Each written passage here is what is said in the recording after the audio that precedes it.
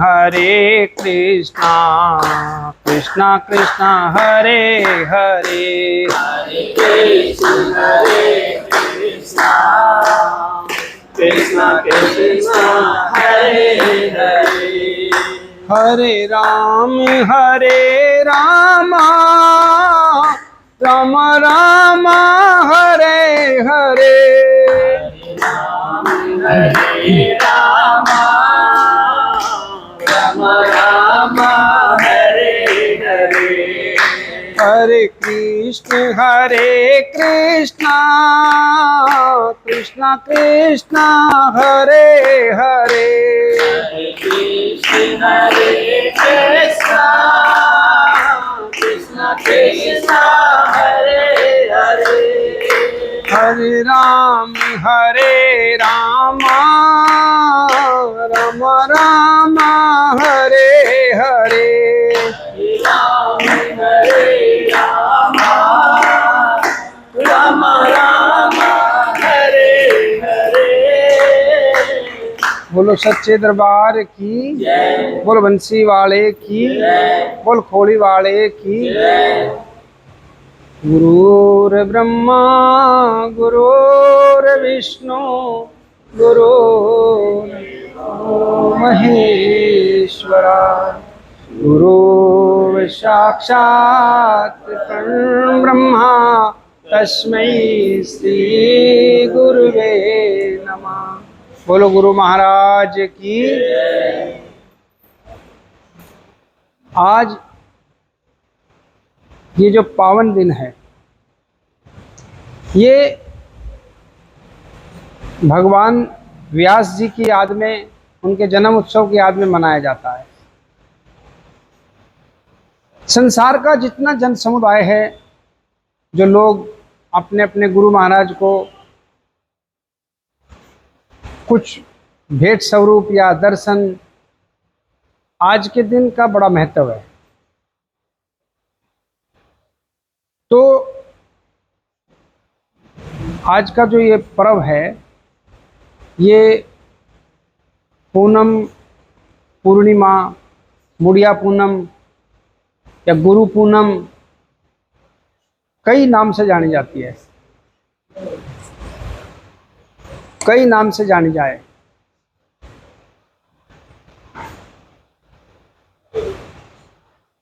कहावत भी है कि गुरु बनाओ जान के और पानी पियो छान के। तो लेकिन जब आप बना चुके, ये तो पहले करो छानबीन। जब आप बना चुके फिर भेद नहीं देखना।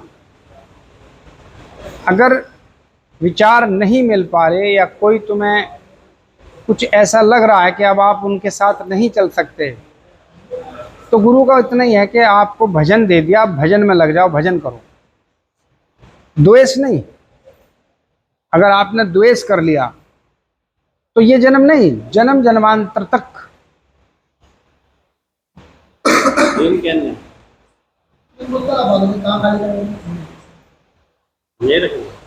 ये भिगोना सीधा करवा लो वहां।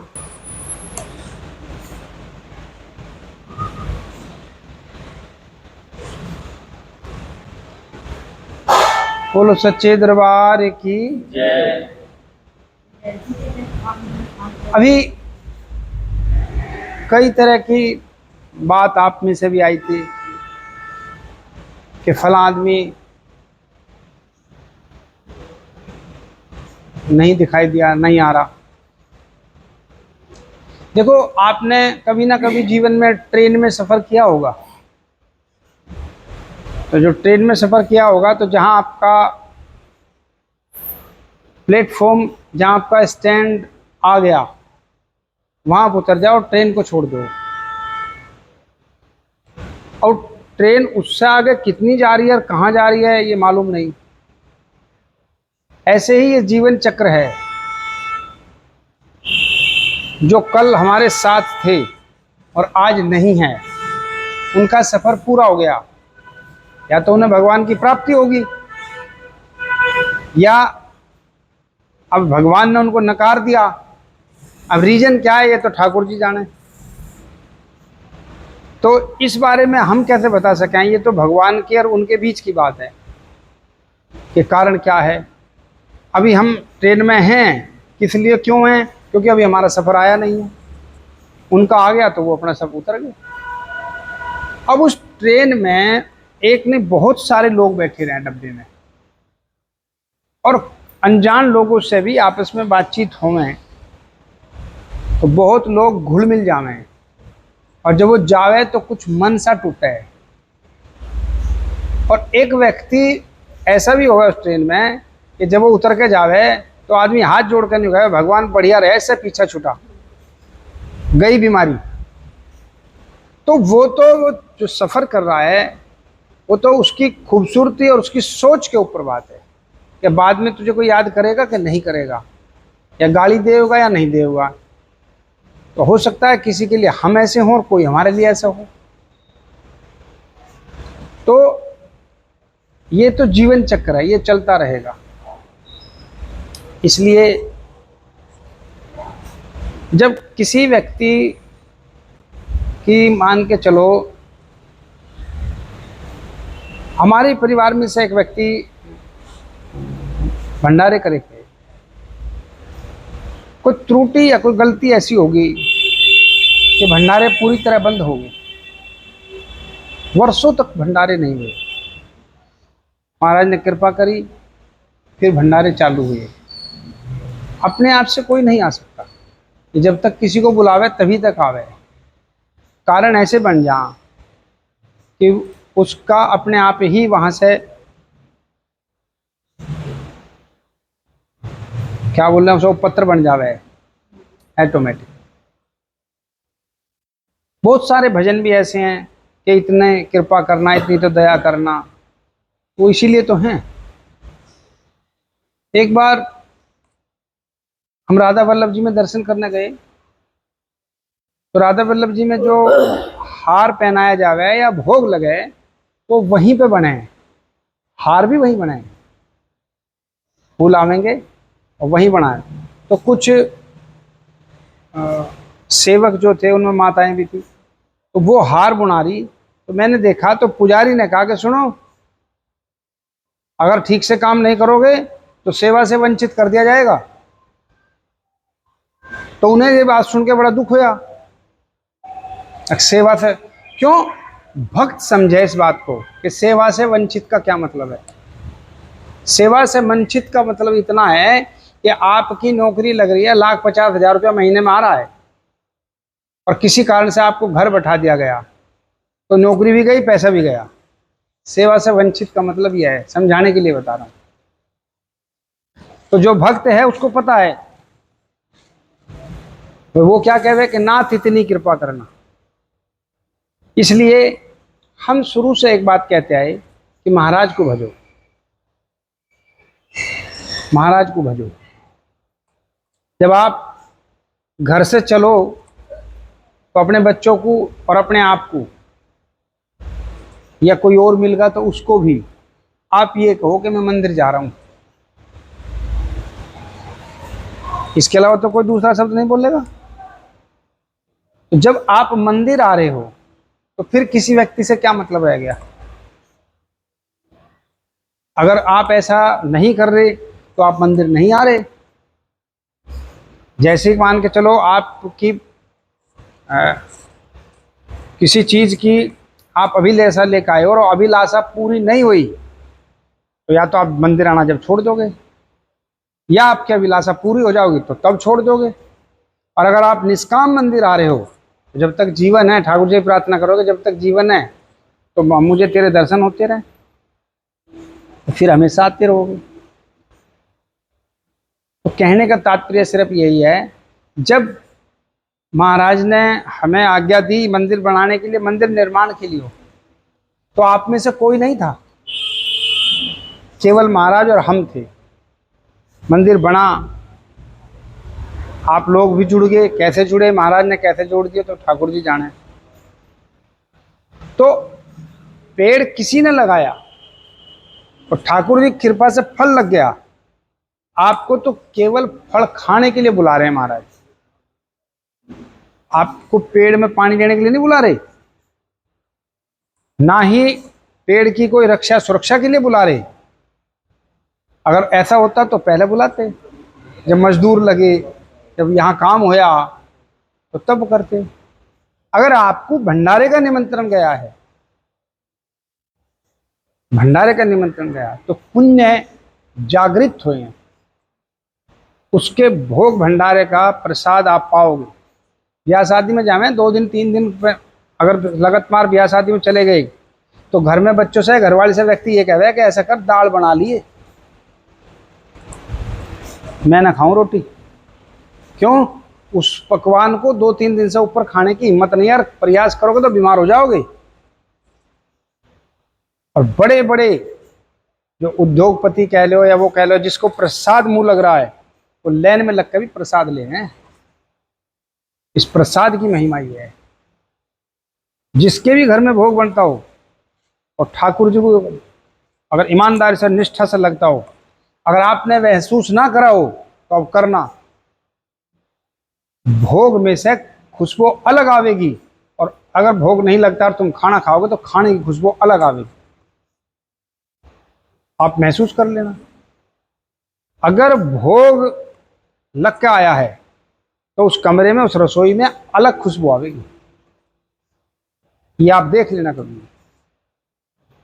तो कहने का तात्पर्य ये है कि अब तक तो हम कई बात ये कह दे करे कि भाई जब तक हमें तब तक आओ ना, ठाकुर जी से जुड़ो, ठाकुर जी की भी आओ। जब ठाकुर जी की कृपा होगी तो वे सबकी कृपा हो जाओगी। और इसकी दृष्टि इतनी पैनी है, इसकी दृष्टि इतनी तेज है कि इसका घर है, हम इसके घर में बैठे। एक सेवक थे पहले, मंदिर में सेवा करी, अपनी मर्जी से प्रसाद लेवे, बढ़िया छांटे अपनी मर्जी से। हमारे भी दिमाग में थी ये बात, लेकिन हमने जानबूझ के उनको ये नहीं कही कभी भी कि भाई तुम ऐसा मत करे करो, मगर इसके दिमाग में कोई दूसरी बात न चली गया। ऐसे ही चलता रहा। तो मैं एक बार वृंदावन गया, सामान रख लिया, नीचे उतर गया। तो यहीं की बात है, रोने लगा। मगर क्या हुआ? कहना मुझे कुछ बात करनी थी।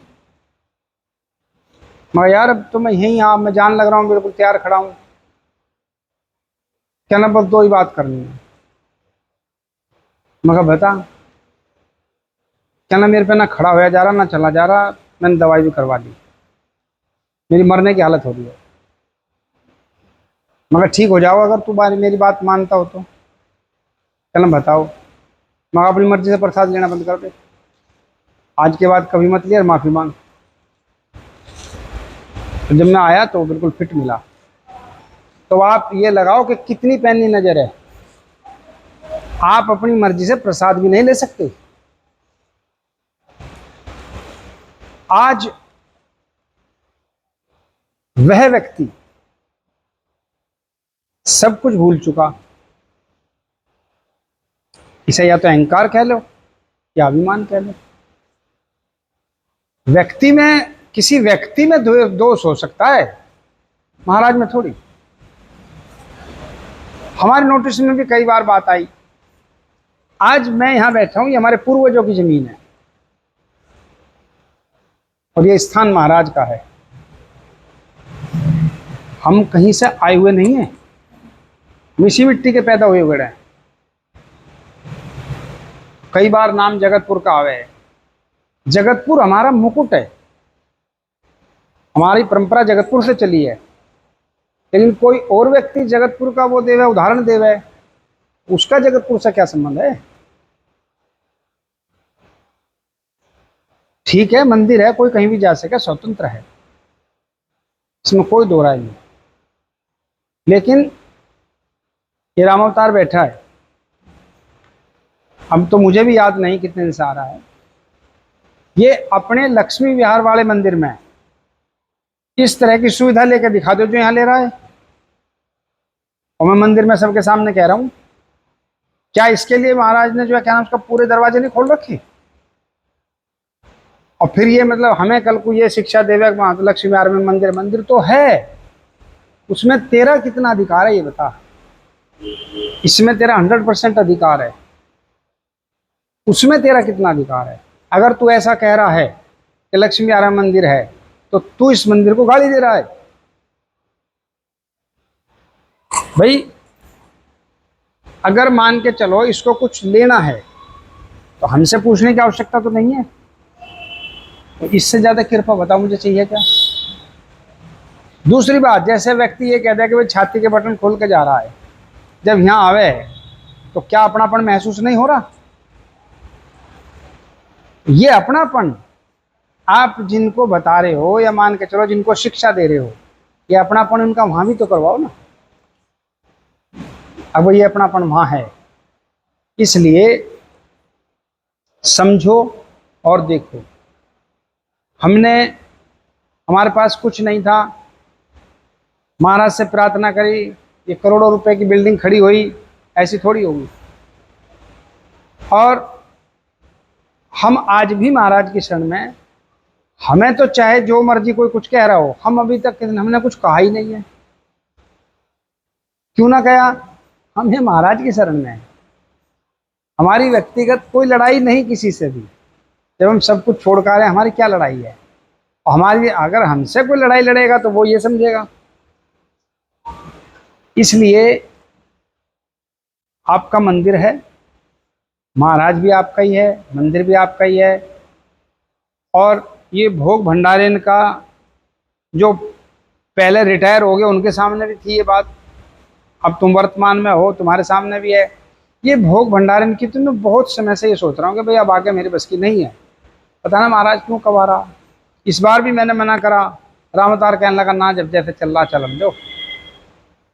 मगर चलो भाई कर लो। लेकिन मैंने उस दिन जो मीटिंग के लिए मैं बुला रहा था सबको, तेरे पास ही निमंत्रण का, वो मीटिंग का भी एजेंडा हमारा यही था कि भाई आगे मैं भंडारण नहीं करूँगा, तुम लोग करो। तो भंडारे जो है भगवान का भोग लगे, आपके हाथों से प्रसाद वितरित हो गए। बाबा मुन्नी कह के गए कि यहाँ कोई कमी नहीं रहेगी, और उस बीच में आज तक कोई कमी दिखाई दियो तो बताओ। किसी व्यक्ति से ये कहियो कभी भी अगवे नहीं तुझे इतने पैसे देने हैं, आपकी मर्जी रही है, आपने जो मर्जी दिया है। कहने का मेरा तात्पर्य सिर्फ इतना ही है कि जुड़ते गए, 1 से 2, 2 से 10, इसी तरह से मतलब सब होते चले गए। तो भगवान की कृपा, महाराज की कृपा तुम सब पे बनी रहे, तुम्हारी बुद्धि ठीक रहे, जीवन में बुद्धि ना बिगड़े। विनाश से काले विपरीत बुद्धि, यद्यपि जब किसी का नाश हो तो पहले बुद्धिहीन हो गए। बुरा भी जीव का, अच्छा भी कर्मधीन होता है, जब किसी का नाश हो तो पहले बुद्धिहीन होता है। तो हम सब भगवान से यही प्रार्थना करें, महाराज से, कि हमारी बुद्धि अपने चरणों में लगा कर रखो, वो ठीक ही सोचे, किसी के लिए गलत भी ना सोचे। और फिर भी मान के चलो भाई किसी को ठेस पहुंचा हमसे, अब इसका तो इलाज हमारे पास है नहीं, हमारा तो कोई मकसद कहीं से कहीं तक था ही ना, ना अब है ना पहले था। तो कहने का मेरा मतलब यही है बहुत कम शब्दों में, कि जो तुम्हें भजन मिला वो भजन करो, और महाराज से जुड़ कर रहो।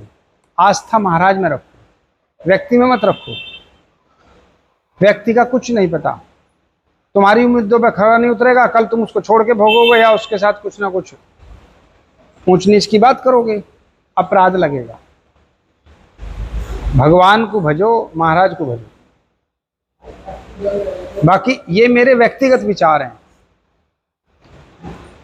चंदर तो एक दिन यहाँ, चंदर मासे जी, रामतार भी आ, कुछ लोग रिटायर हो गए वे भी तो चंद्रमासी एक दिन यूँ कहेगा, भाई किसी ने अगर महाराज देखा हो तो हमें बता दो। यही बात थी ना। महाराज तो भक्त के साथ है, महाराज को तो भक्त के रूप में मानना जा। भक्त मना लिया, महाराज मना लिया। ये माता जी की बात थी। पर हमने कभी अपने आप को भक्त घोषित ना करा ना है। हम तो बहुत छोटे से सेवक हैं, दास हैं। हम पे तो सेवा भी नहीं होती अगर सही पूछो तो। बस उसकी कृपा है, उसका कर्म है कि वो हमें निष्ठा से अपने चरणों में लगाए हुए है। हम ये कहने लगे कि हमने उसके चरण पकड़ रखे हैं, ये भी सत्य नहीं है। अभी कुछ समय पहले की बात है, करीब 1.5 महीने पहले की बात होगी, ज़्यादा नहीं। एक व्यक्ति मेरे से कहने लगा कि आप है ना, किसी के बारे में कोई बात मत करें, जैसे कोई चर्चा करना। मैंने उसकी बात सुनी और मुझे अंदर से बड़ी खुशी हुई। खुशी क्यों हुई? उसके विचारों को सुनकर कि मैं कहा यार, इसको तो आत्मज्ञान प्राप्त होगा। जो किसी की बात ही नहीं करना चाहता हो, कोई ऊंच नीच की बात ही ना करना चाहता हो, केवल भजन की बात करना चाहता हो, तो मैं कहा इसको तो आत्मज्ञान प्राप्त हो गया। लेकिन इस नाथ की कृपा, वो तो ज्ञान महीना भी न टिका। महीने बाद मेरे से कहने लगा, मेरे से बकवास ना करे। मैं कह रहा हूं इसको आत्मज्ञान होगा। तो ये झूठे भ्रम में ना जियो, ये झूठा भ्रम है। बाकी भजन है ना, तुम जान तो घट घट की, ये तो घट घट की जाने, सबके मन की जाने। अभी कई बार प्रश्न आवे कि भाई भक्त है तो बता। जब आप किसी भी भक्त के पास जाओगे, दुनिया में किसी भक्त के पास जाओगे, आप श्रद्धा लेके जाओ उस भक्त के प्रति, उस महाराज के प्रति, तो हो सकता है कि आपके प्रश्न का उत्तर जाते मिल जाए। लेकिन जब तुम उसको आजमान जाओगे, आजमाइश करने जाओगे, वहां कुछ ढूंढने जाओगे, निकालने जाओगे, तो रिसर्च हो जाओगे। श्रद्धा नहीं है वो रिसर्च है। और रिसर्च में आज तक किसी को कुछ मिला हो तो बता दो। वहां भक्ति का कोई मतलब नहीं। भक्ति तो श्रद्धा पे चले। तो कहने का तात्पर्य है कि श्रद्धा रखो, और श्रद्धा अगर तुम्हारी कहीं नहीं टिक पा रही तो भजन में रखो। भजन में श्रद्धा लगाओ, अपनी भजन में रखो। इंसानों से जितना जुड़ोगे, इंसानों के जितना नज़दीक रहोगे, उतना ही आज नकल दुख होगा। विश्वास करोगे तो दुख होगा। इसलिए अपने भगवान, जरूरत के हिसाब से किससे काम हो तो ठीक है, ना अपने राम राम करो, भगवान का भजन करो, राम राम करो। बस आज के लिए इतना ही बहुत है। मंदिर आए हो, ठाकुर जी की कृपा में प्राप्त हो, महाराज की कृपा प्राप्त हो, और हमारा और आपका प्रेम हमेशा ऐसे ही बना रहे। कम से कम इतना तो बना ही रहे, इतना हम हैं उतना आप हैं, बाकी तो ठाकुर जी जाने। अब तुम्हारा भी सफ़र कहीं रास्ते में या उतरने का तो अलग बात है, और जो हमारे साथ आगे तक जाने का है तो अलग बात है। अब भैया अगर मान लो थारा स्टैंड कहीं पहले आवेगा तो हम तो रोक नहीं सकते हैं। कोई नहीं। तो